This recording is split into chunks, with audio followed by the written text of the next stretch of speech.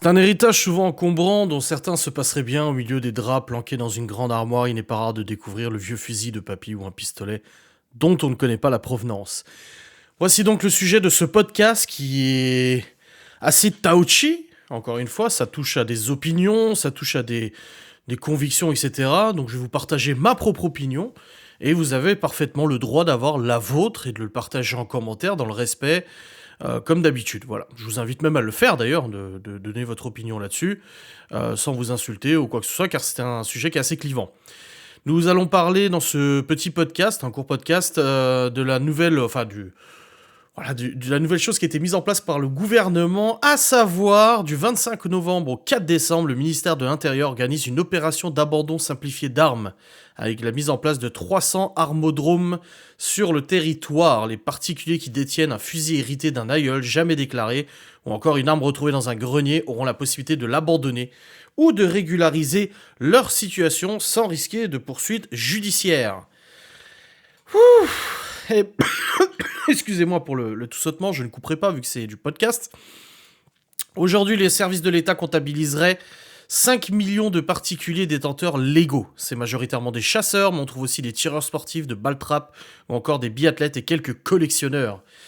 Il y a aussi ceux que les services de l'État appellent des détenteurs métiers, comme les policiers municipaux, agents de la RATP, ou encore de la SNCF. Soit près de 40 000 armes. Les clubs de tir en représentent plus de 70 000 et on dénombre 2500 armuriers.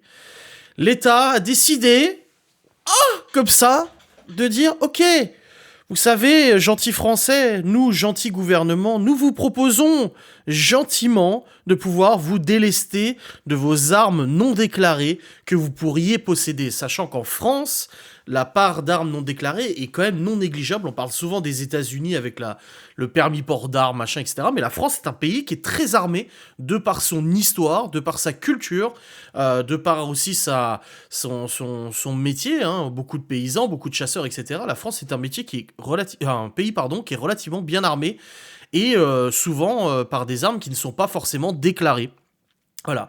Donc là, en 2022, notre gouvernement, pour penser à notre sécurité, penser à nous et être gentil envers nous, propose aux personnes qui détiennent des armes non déclarées de les déposer sans avoir de risque de poursuite judiciaire ou quoi que ce soit, et donc de désarmer massivement, du coup, nos parents, nos grands-parents, etc., qui pourraient posséder ce genre d'armes. Que ce soit des armes d'une certaine catégorie, donc un peu plus light, comme des carabines 22 ou des choses comme ça, jusqu'à des armes bien plus destructrices, bien plus létales, comme ça peut être le cas avec des calibres un peu plus gros, comme des calibres 9 mm, des calibres 12 pour les fusils, etc., etc. Mon opinion à ce sujet, parce que c'est le but du podcast, va être assez cinglant et assez satirique, enfin peut-être pas satirique, mais assez ironique. C'est que je ne comprends pas, dans un pays comme la France où il y a un trafic d'armes colossal et des marchés noirs mis en place depuis maintenant des dizaines d'années, dont nos autorités ont connaissance, dont nos forces de l'ordre ont connaissance, je ne comprends pas qu'on vienne faire chier Jean-Robert ou Bernard qui a un 22 long rifle dans son grenier qui ne s'en servira probablement jamais, plutôt que d'aller vider les caves dans les cités, je suis désolé de le dire, vider les caves dans certaines cités ou dans certaines zones de non-droit, car en France, il y a des zones de non-droit, il suffit d'ouvrir un peu les yeux, pas forcément regarder BFM ou quoi que ce soit, mais de se renseigner à droite à gauche. Il y a beaucoup d'armes du marché noir en circulation. Quand tu vois tous les jours les tueries qui sont répertoriées entre les gangs mafieux à Marseille ou dans d'autres villes de France, etc., quand tu vois les règlements de compte, toujours à coups de Kalachnikov, à coups de 9 mm, à coups d'armes vraiment très létales, je ne comprends pas pourquoi le gouvernement va pas s'atteler à ça. Je vois pas pourquoi il enverrait pas l'armée. Alors je ne connais rien en loi. La Constitution ou notre gouvernement ne peut peut-être pas le faire, mais je ne comprends pas pourquoi on ne fait pas des raids massifs dans les zones dont on a connaissance, qui abritent énormément d'armes, de trafic de drogue, de trafic d'êtres humains parfois, d'influences mafieuses, etc. Pourquoi on ne fait pas le tri et le ménage là-dedans, au lieu de s'attaquer au grand-père qui a une 22 Lorif héritée de l'autre grand-père. Voilà, c'est ça que je comprends pas.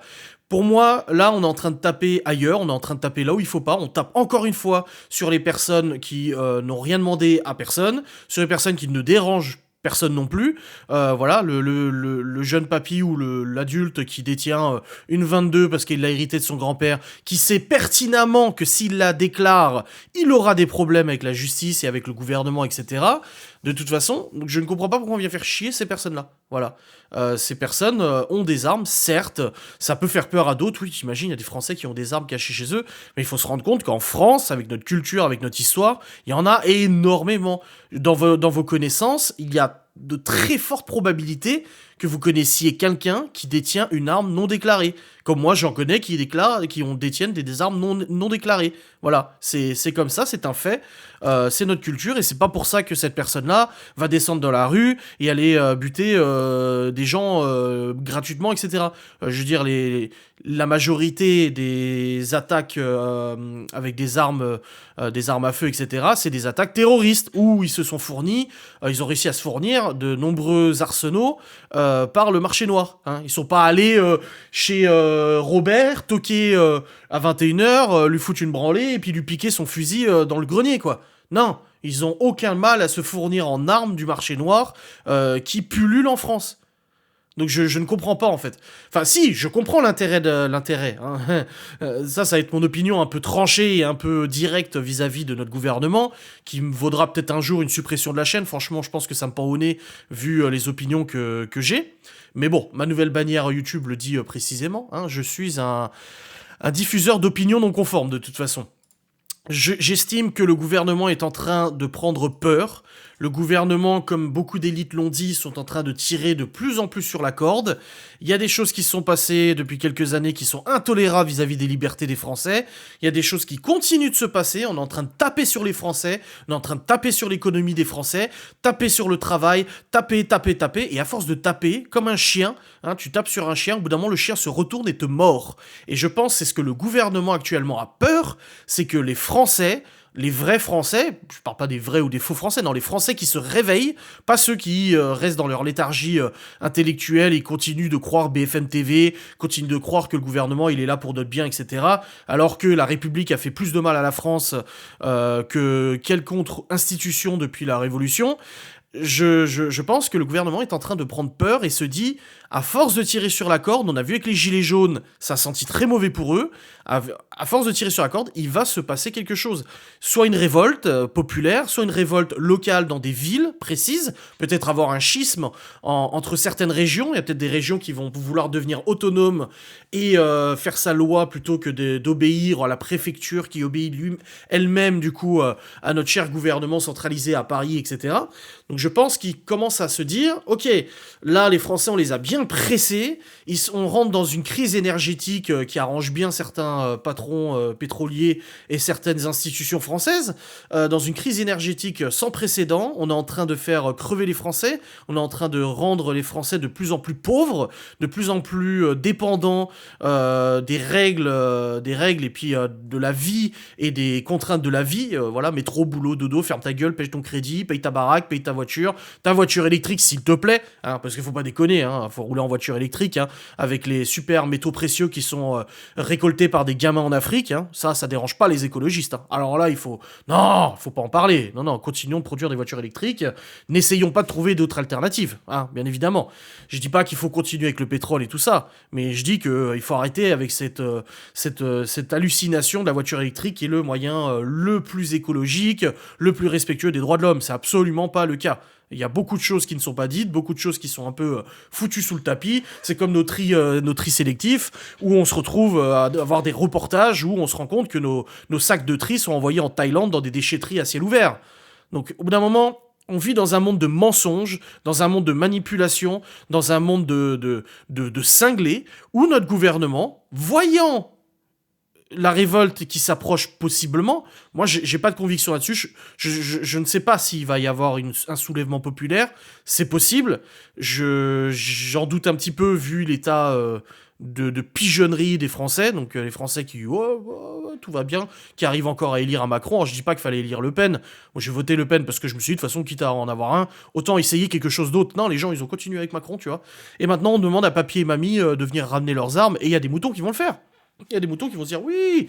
Alors moi, je ne donne pas de conseil ou quoi que ce soit. Je dis juste que pourquoi on s'intéresse pas au marché noir des armes en France ? Pourquoi on va pas taper là où il y a des vraies armes de guerre, Kalachnikov, Uzi, machin et tout ça, plutôt que de faire chier papy qui a une vanne de long rifle dans son grenier, quoi. C'est pas lui qui est le plus à risque de créer des problèmes, tu vois. Donc le gouvernement sent que ça commence à puer. Comme on dit, hein, c'est quand on sent l'odeur des cendres qu'on commence à s'éloigner. Et ben là, c'est exactement ça. Le gouvernement sent que ça pue. Du coup, il essaie de désarmer au maximum les Français, parce que si révolte populaire il y a, les Français ne pourront pas se défendre face à leur liberté, face à leurs décisions, face à leurs opinions. Non, il faut fermer sa gueule. Et je terminerai ce podcast sur... je fais l'analogie un petit peu avec le youtubeur Code Reno, un youtubeur qui était ancien militaire, qui a été fiché par le gouvernement. C'est le fichage, je sais plus comment ça s'appelle, fichage, interdiction d'armes, le fichage, les fichages, alors c'est quoi? Excusez-moi, le FINIADA. C'est un fichier où, arbitrairement, le gouvernement peut décider de mettre quelqu'un dessus, sur le FINIADA, et ça l'empêchera et lui interdira de posséder des armes à feu chez lui, même s'il en avait l'autorisation passée. Donc le youtubeur Code Reno a vu la police débarquer chez lui, lui prendre toutes ses armes à feu, qui étaient à son nom, déclarées, pour opinion politique non conforme. Opinion politique non conforme. C'est là où il y a un gros problème. Il y a pour moi un très gros problème dans cette histoire. Bref, je vous aurais partagé librement mon opinion. N'hésitez pas à réagir en commentaire, à me dire ce que vous en pensez. Je suis tout à fait apte à lire des opinions contraires de la mienne. Et il n'y a aucun problème avec ça, tant que c'est dit dans le respect. Hein, contrairement à ce que certaines personnes essaient de dire que je censure ou quoi que ce soit. Non, au contraire, je trouve que c'est dans la contradiction qu'on peut faire évoluer un débat. Donc n'hésitez pas à me dire ce que vous en pensez. Ça se trouve, vous êtes contre les armes à feu à la maison. Vous êtes là, non, c'est dangereux, les enfants, etc., etc. Bien évidemment, il faut mesurer les choses. Tu vas pas laisser une arme à feu à disposition des gosses ou des choses comme ça. Si tu as des enfants à la maison, il faut que ça soit rangé, sous clé, que ça soit protégé, etc., etc. Mais dans tous les cas, je pense que le gouvernement sent que ça pue et face à cette situation préfère inciter les Français à rendre leurs armes avant que ces mêmes Français pensent les utiliser pour se révolter. Voilà. Des bisous, salut!